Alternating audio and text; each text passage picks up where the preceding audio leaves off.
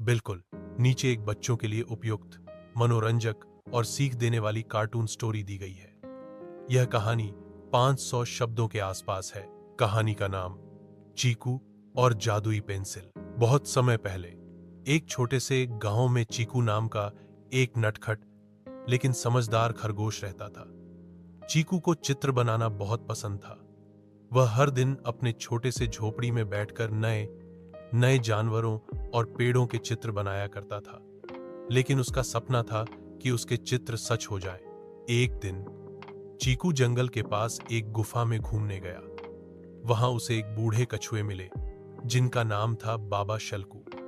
बाबा शल्कू बहुत बुद्धिमान और जादूगर थे। चीकू ने उन्हें अपने सपने के बारे में बताया।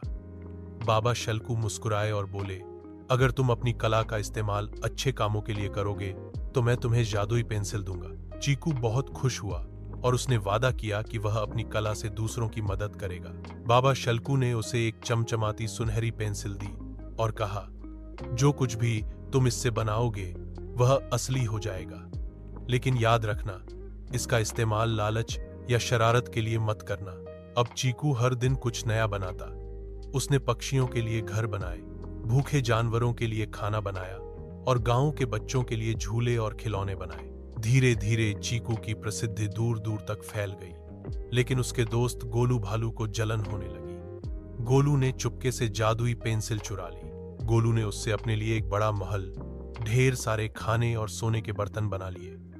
लेकिन उसने पेड़ों को काटकर अपने महल का रास्ता साफ किया, जिससे जंगल के जानवरों को परेशानी होने लगी।